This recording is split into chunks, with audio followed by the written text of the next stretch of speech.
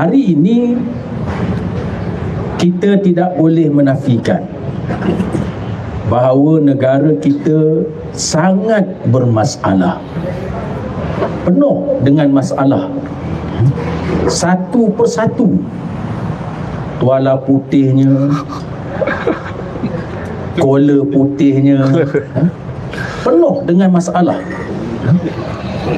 Saya kadang-kadang terfikir, kalaulah selepas PRU 16 nanti PMX dan juga PHBN tumbang, diambil alih oleh kerajaan, Perikatan Nasional dan juga payung besar mereka, saya tak tahu macam mana kita nak hadapi masalah ini.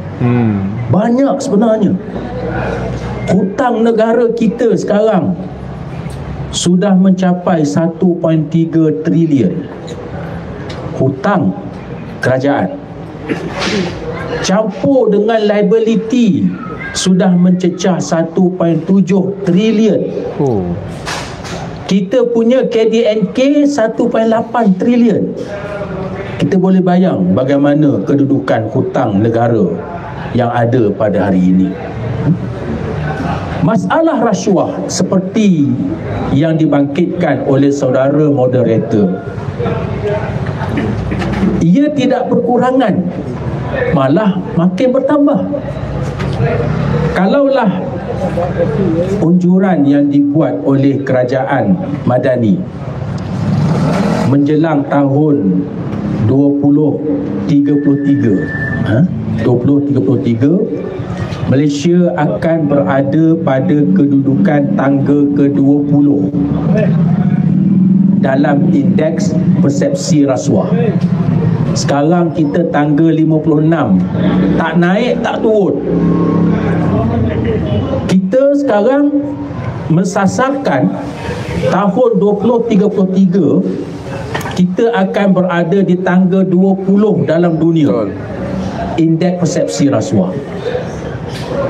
Setelah 3 tahun kerajaan Madani dipimpin oleh PMX, kedudukan kita tak berubah, malah poin kita merosot sedikit.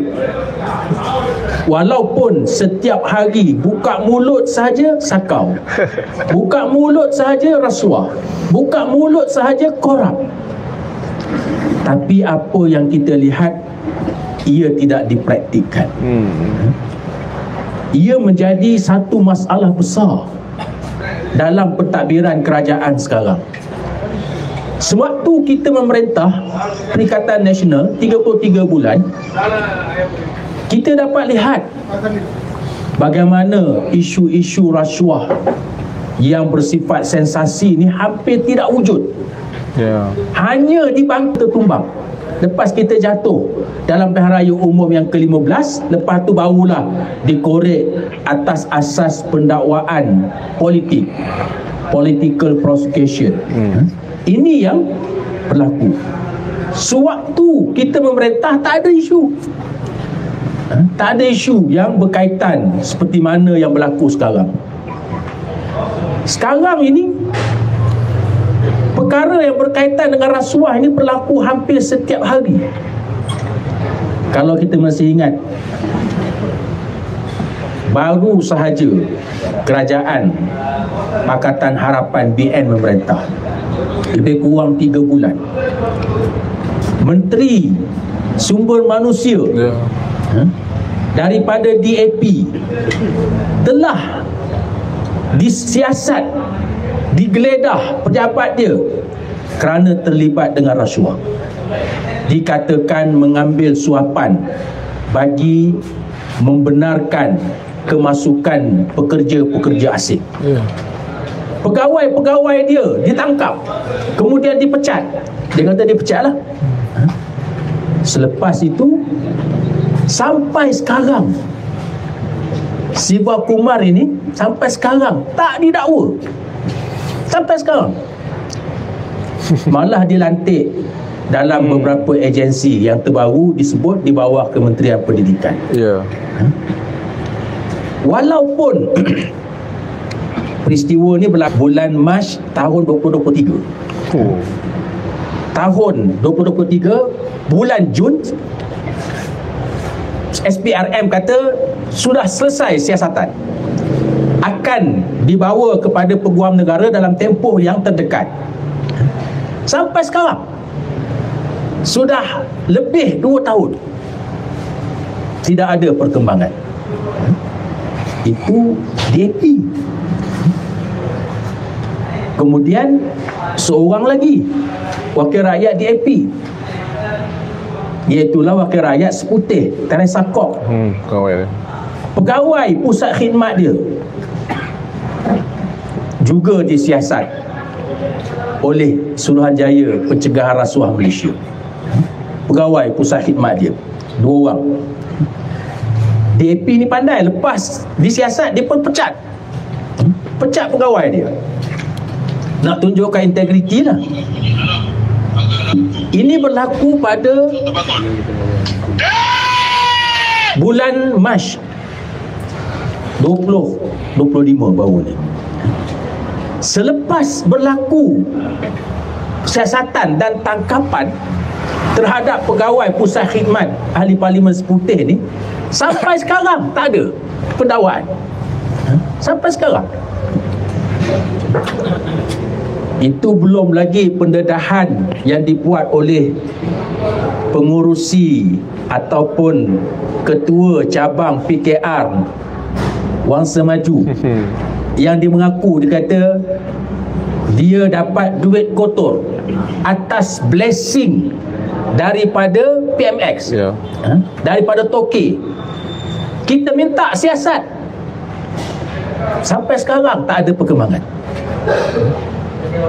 Begitulah yang berlaku.